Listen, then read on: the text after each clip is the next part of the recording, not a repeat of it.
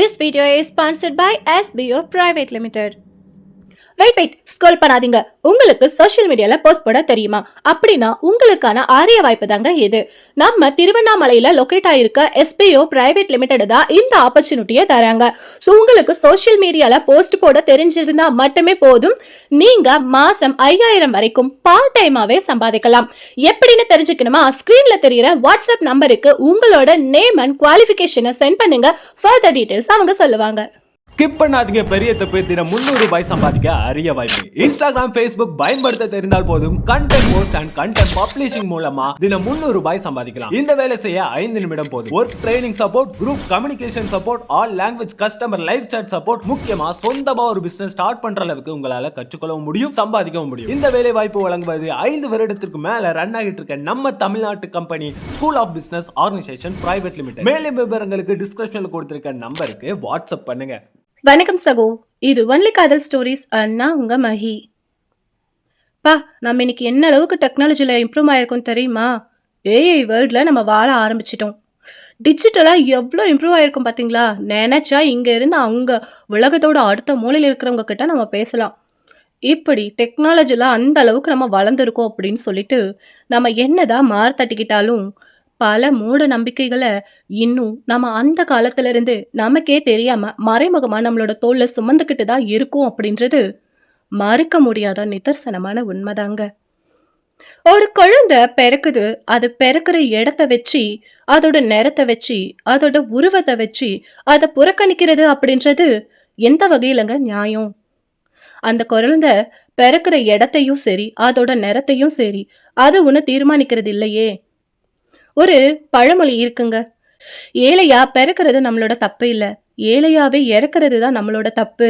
உன்னால முடிஞ்ச வரைக்கும் உன்னுடைய வாழ்வை மாற்றிக்கொள், முயற்சி செஞ்சு இப்ப நீ இருக்கிற இடத்துல இருந்து அடுத்த லெவலுக்கு வா அப்படின்னு சொல்லி பல பழமொழிகளை நமக்கு சொல்லியிருக்காங்க. இப்படி என்னதான் டேலண்ட் இருந்தாலும் அந்த மனிதர் இந்த குலத்துல பிறந்ததுனால வேண்டாம், இந்த நேரத்துல இருக்கிறதுனால வேண்டாம், இந்த உருவத்துல இருக்கிறதுனால வேண்டவே வேண்டாம் அப்படின்னு சொல்லி ஒதுக்கப்பட்டுக்கிட்டு தான் இருக்காங்க அப்படின்றது மறுக்கவே முடியாதுங்க.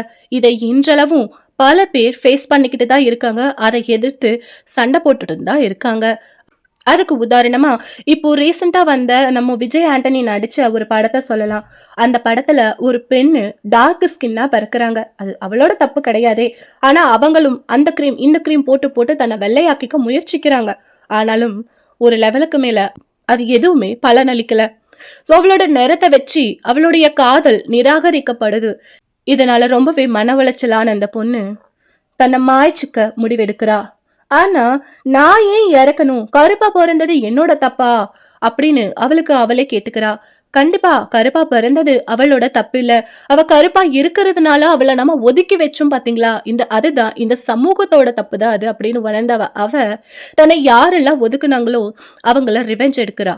அதாவது அவங்கள இல்லாம பண்ணணும் அப்படின்ற ஒரு முடிவுக்கு வரா. எந்த நேரத்துல வச்சு என்ன நீங்க கிண்டல் பண்ணீங்களோ அதே நேரத்துல உங்களை மாத்தி நான் சாகடிக்கிறேன் அப்படின்னு டிசைட் பண்ணி அவளை ஒதுக்குனவங்கள சாகடிக்கிறா. அந்த பொண்ணுக்கு நாம கொடுத்த பேரு பிசிகோ. ஆனா அந்த நிலைமைக்கு அவ தள்ளப்படுறதுக்கு காரணம் இந்த சொசைட்டி தான் அப்படின்றது இங்க நம்ம எத்தனை பேர் உணர்ந்து இருக்கோம்? என்னடா இவ சம்பந்தமே இல்லாம பேசிக்கிட்டு இருக்கா அப்படின்னு சொல்லி நினைக்கிறீங்களா? சம்பந்தம் இருக்குங்க. நம்மளோட கதைக்கும், அதாவது இந்த நம்மளோட காணொலிக்கும் இந்த படத்தோட கதைக்கும் நிச்சயம் சம்பந்தம் இருக்குங்க. ஆமாங்க, இப்படி பிறப்பால டார்க் ஸ்கின் டோனா பிறந்த ஒரு பெண்ணு பல விஷயங்கள்ல புறக்கணிக்கப்படுறாங்க. அதனால மன உடைச்சல் அடைந்த அந்த பெண்ணு தவறான முடிவுக்கு எதுவும் போகாம, எந்த வச்சு நீங்க என்ன ஒதுக்குறீங்களோ அதை வச்சு நான் முன்னுக்கு வந்து காட்டுவேன் அப்படின்னு சத்தியம் எடுத்து அதை சபதமா அந்த சபதத்தையும் நிறைவேற்றி வாழ்க்கையில சாதிச்ச தி பாண்டிச்சேரி பிளாக் குவீன் சாம் ரேச்சலை பத்தி தான் இன்னைக்கு நாம பார்க்க போறோம். இது சாம் ரேச்சலின் வாழ்க்கை வரலாறு.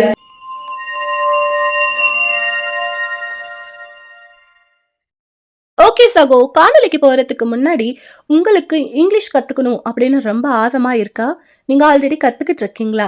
அப்படின்னா உங்களுக்கான சரியான வலைத்தளம் தாங்க இது. நாம லேர்ன் இங்கிலீஷ் வித் மஹி அப்படின்ற புதிய யூடியூப் சேனலை தொடங்கி இருக்கோங்க. அதுல உங்களுக்கு எளிமையா எளிதில் புரியக்கூடிய சின்ன சின்ன கதைகளை நம்ம அப்லோட் பண்ணிட்டு இருக்கோம். அதை கேட்கறது மூலமா உங்களுக்கு இங்கிலீஷ் அப்படின்றது கண்டிப்பா வளரும். அதை கேட்க கேட்க புது புது வார்த்தைகளும் உங்களுக்கு பழகும். எந்த ஒரு மொழியை கத்துக்கிறதுக்கு முன்னாடியும் அதுக்கு அடித்தளம் அதை கேட்கணும். கேட்டு புரிஞ்சா மட்டுமே அந்த மொழியை நம்மளால எளிமையா கத்துக்க முடியும். அதுக்காக இந்த காணொலியை முடிச்சுட்டு என்னோட டிஸ்கிரிப்ஷன்ல அந்த சேனலோட லிங்க் இருக்கும், போய் அதுக்கும் ஒரு சப்ஸ்கிரைப் கொடுத்துட்டு அதுல வரக்கூடிய காணொலிகளையும் பாருங்க. நீங்களும் இங்கிலீஷ் கத்துக்கிட்டு வேர்ல்டு வைடா கலக்குங்க. இனி காணொலிக்குள்.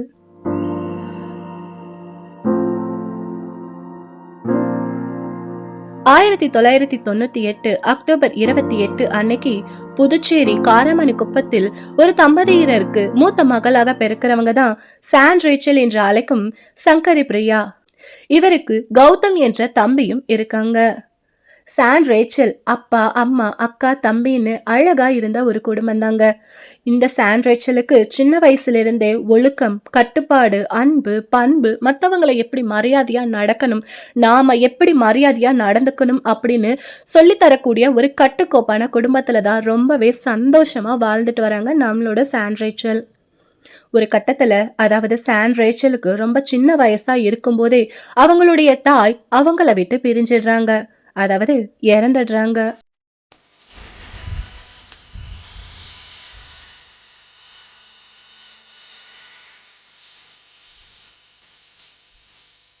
இத கொஞ்சம் கூட தாங்கிக்க முடியாத சான் ரேச்சல் மனச உடைஞ்சு அழுகுறாங்க. அந்த டைம்ல அவங்களுக்கு ரொம்ப பக்கபலமா இருந்தது அவங்களோட தந்தையான காந்தி. இப்படி தன்னோட தந்தையோட அரவணைப்புல வளர ஆரம்பிக்கிறாங்க சான் ரேச்சல்.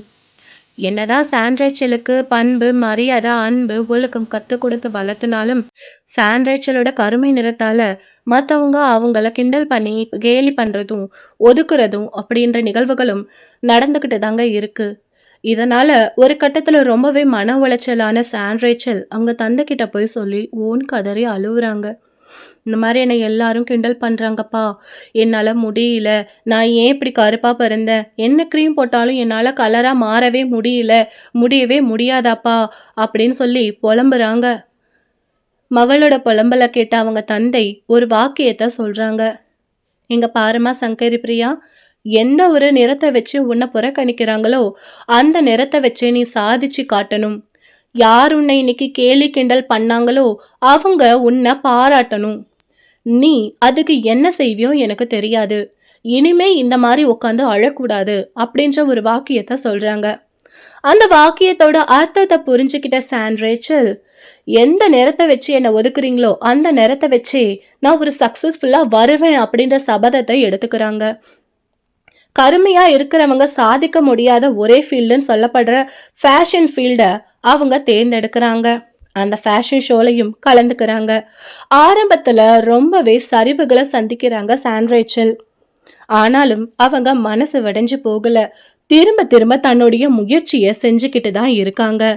இப்படி முயற்சி செஞ்சுக்கிட்டு இருக்கிற சான் ரேச்சலுக்கு தெரியாது 2019 மிஸ் டார்க் குவீன் தமிழ்நாடுன்ற பட்டத்தை நாம அடைவோம் அப்படின்னு சொல்லிட்டு. ஆமாங்க, அவங்களுடைய கடுமையான முயற்சிக்கு கிடைச்ச முதல் வெற்றி தான் அது.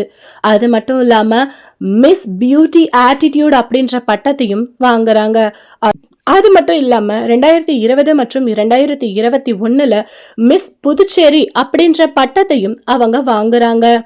2022 மற்றும் 23 குவீன் ஆஃப் மெட்ராஸ் அப்படின்ற பட்டத்தையும் அவங்க வாங்குறாங்க. அது மட்டும் இல்லாம மிஸ் ஆப்பிரிக்கா கோல்டன் இந்தியா அப்படின்ற ஷோல ரன்னர் அப்பாவும் இவங்க ஆறாங்க. இப்படி அடுத்தடுத்த பல பல வெற்றிகளை குமிச்சிட்டு வராங்க சான் ரேச்சல். இதனால உலக அளவுல அவங்க ஃபேமஸ் ஆகுறாங்க. உலகில் எங்க ஃபேஷன் ஷோ நடந்தாலும் அங்க இவங்க தவறாம இந்தியாவுக்காக பார்ட்டிசிபேட் பண்றாங்க. இப்படி அவங்களோட கரியர்ல சான் ரேச்சல் ஜோலிக்க ஆரம்பிச்சிட்டாங்க. எந்த நிறத்தை வச்சு நீங்க என்ன புறக்கணிச்சிங்களோ அந்த நிறத்தை வச்சு நான் சாதிச்சு காட்டிட்டேன் அப்படின்னு சொல்லிட்டு சந்தோஷமா சொல்றாங்க. சான் ரேச்சல் மாடலிங் மட்டும் பண்ணாம அவங்க பல சோஷியல் ஆக்டிவிட்டிலையும் ஈடுபடுறாங்க. ஏழைங்களுக்கு உதவுறது, சமூகத்துல ஏதாவது பிரச்சனை நடந்தா ஆபத்துல இருக்கிறவங்களுக்கு போய் உதவி பண்றது, அது மட்டும் இல்லாம மன பிரச்சனைகள்ல இருக்கிறவங்களுக்கு மோட்டிவேஷன் பண்ணி தேத்துறது, இப்படி பல செயல்களையும் அவங்க செஞ்சுக்கிட்டு தான் வந்தாங்க. அது மட்டும் இல்லாம மாடலிங் துறையில தன்னை போல சாதிக்கணும்னு ஆசைப்படுற பல இளம் பெண்களுக்கும் மாடலிங்க கத்துக் கொடுக்கக்கூடிய அகாடமியும் வச்சு நடத்திட்டு வந்தாங்க. அது மூலமா பல ஃபேஷன் ஷோக்களையும் அவங்க நடத்தி இருந்தாங்க. இவங்களுக்கு சமீபத்துல தான் திருமணம் நடைபெற்றது. இப்படி இவங்களோட வாழ்க்கை ரொம்பவே அழகா அற்புதமா போயிட்டு இருந்தது ஜூலை 5 வரைக்கும். ஜூலை 6 ஆகுது. அதாவது ஜூலை 6 2025 அன்னைக்கு சாண்ட்ரேச்சல் ரொம்ப நேரம் ஆகியுமே கீழே இறங்கி வரல அப்படின்றத உணர்ந்த அவரோட கணவர் போய் அவங்களோட அறை கதவை தட்டுறாங்க. ஆனா கதவு திறக்கப்படவே இல்லை. என்ன ஆச்சுன்னு தெரியாம ரொம்பவே பதட்டப்பட்டு கதவை உடைச்சிட்டு உள்ள போறாங்க. போனா சாண்ட்ரேச்சல் அவங்களோட அறையில அவங்களோட படுக்கையில உணர்ச்சியற்ற நிலையில உறங்கிட்டு இருக்காங்க.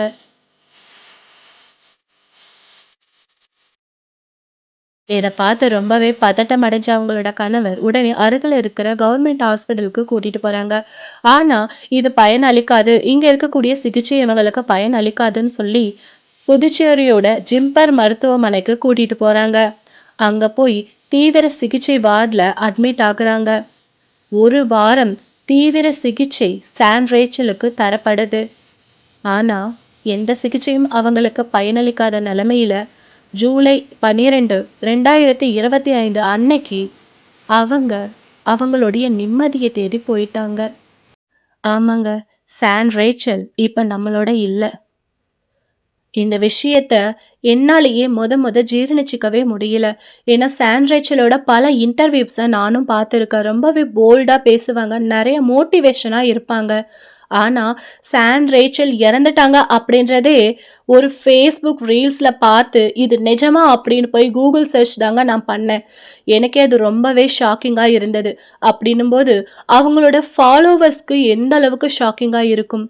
என்னடா ஆச்சு, இந்த அளவுக்கு மோட்டிவா பேசுறவங்க, இவ்வளோ போல்டா இருக்கிறவங்க, இந்த அளவுக்கு சமூகத்துல பிரச்சனையை ஃபேஸ் பண்ணி அதுல இருந்து மேல வந்த ஒரு பொண்ணு சடனா, அதுவும் 26 வயசுலயே இப்படி தன்னை மாய்ச்சிக்கிற அளவுக்கு என்ன பிரச்சனை வந்தது? ஒருவேளை இப்ப நம்ம சமீபத்துல பார்த்தோமே அந்த மாதிரி வரதட்சணை கொடுமையா இல்ல வேற ஏதாவது பிரச்சனையா அப்படின்னு சொல்லி பார்த்தாங்க போலீஸ்காரங்க. ஆனா வேற நாம நினைச்ச மாதிரி கணவனாலையோ மாமியாராலையோ எந்த ஒரு குடும்ப பிரச்சனையாலையும் அவங்க தன்னை மாய்ச்சிக்கல. அவங்களுக்கு நிதி சுமை அதிகமாயிடுச்சு. ஆமாங்க, நான் சொன்னேன் இல்லையா, அவங்க ஃபேஷன் அகாடமியை ரன் பண்ணிட்டு இருந்தாங்க. அதை நடத்துறதுக்கோசரம் பல ஃபேஷன் ஷோக்களையும் நடத்தினாங்க. ஆனால் அவங்க எதிர்பார்த்தபடி அந்த ஃபேஷன் ஷோக்கள் அவங்களுக்கு வருமானத்தை அள்ளி கொடுக்கல. ஸோ ஃபேஷன் ஷோவை நடத்துறதுக்காக பல இடங்களில் அவங்க கடன்களை வாங்கி இருக்காங்க. அவங்களால கடனை திருப்பி கட்ட முடியாமல் ரொம்பவே தடுமாற்றம் அடைஞ்சிருக்காங்க. சொல்ல போனால் ஃபினான்ஷியலாக அவங்க ரொம்பவே வீக் ஆயிட்டாங்க. நம்ம ஊர்ல இல்லைங்க, பொதுவா ஒரு வெள்ளையா இருக்கிற பொண்ணு சின்னதா ஒரு ரீல்ஸ் பண்ணி பிரபலமாயிட்டாலே அவங்கள கூப்பிட்டு வச்சு வீடியோ இன்டர்வியூ எடுக்கிறது, ஆட்ல நடிக்க சொல்றது அப்படின்னு நம்ம அவங்கள ஒரு பெரிய செலிபிரிட்டியா வளர்த்து விட்டுருவோம். ஆனா மிஸ் குவீன், மிஸ் ஆட்டிடியூட் அப்படின்னு சொல்லி பல பட்டங்களை வாங்கி குவிச்ச நம்ம சாண்ட்ரேச்சல நாம அந்த அளவுக்கு கொண்டாட தவறிட்டோமோ அப்படின்ற ஒரு எண்ணம் தான் எனக்கு முதல்ல உதிச்சதுங்க. அந்த அளவுக்கு அவங்கள ஒரு ரோல் மாடலா வச்சு அவங்களுக்கும் பல வாய்ப்புகள் நாம இன்னும் ஏற்படுத்தி கொடுத்திருந்தா அவங்க இந்த அளவுக்கு ஃபினான்ஷியலா டவுன் ஆயிருக்க மாட்டாங்க. ஸோ பல இடத்துல இருந்து நிதிச்சுமை அதிகமானதால அவங்க ரொம்பவே மன உளைச்சலுக்கு ஆளாயிருக்காங்க. ஒரு கட்டத்துல நம்மளால இதுக்கு மேல இங்க சர்வே பண்ண முடியாது அப்படின்னு நினைச்ச அவங்க கடந்த ஜூலை 5 தாங்க ரெகுலரா தூக்கம் வரலன்னா எடுத்துக்கக்கூடிய அந்த ஸ்லீப்பிங் பில்ஸை அதிக அளவு போட்டுக்கிட்டு ஒரு டெத் நோட்டையும் எழுதி வைக்கிறாங்க. என்னோட இந்த முடிவுக்கு என்னுடைய கணவனும் என்னோட மாமியாரும் காரணம் அல்ல, சொல்லப்போனா யாருமே காரணம் அல்ல. என்னோட இந்த முடிவு, நான் நிம்மதியை தேடி போறேன். சிறு வயதுல இருந்தே நான் ரொம்பவே மன போராட்டத்தை சந்திச்சு இருக்கேன். அதுல இருந்து மீண்டு வந்து நான் சாதிச்சும் இருக்கேன். ஆனா போதும், நான் சாதிக்கணும்னு நினைச்ச இடத்த சாதிச்சிட்டேன்.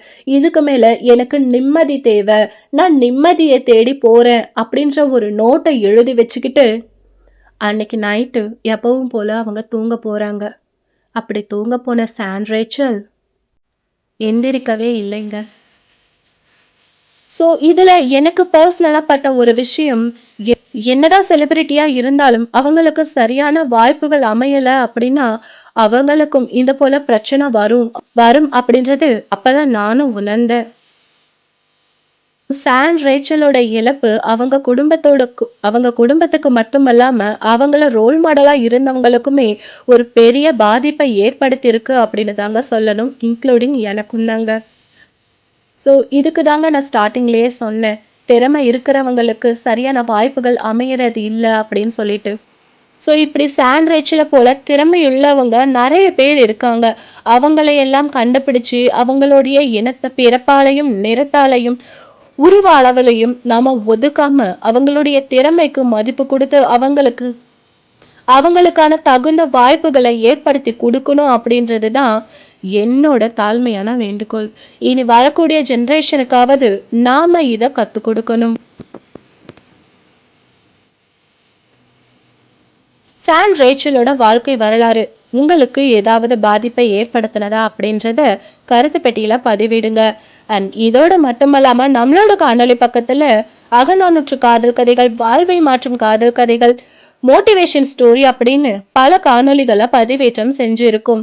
இந்த காணொளியை முடிச்சிட்டு அதையும் போய் கேளுங்க. நிச்சயம் அதில் இருக்கக்கூடிய கதை ஏதாவது ஒன்று உங்கள் வாழ்வை மாற்றக்கூடியதாக இருக்கும், அல்லது உங்கள் வாழ்வோடு ஒற்று போகக்கூடியதாக இருக்கும்.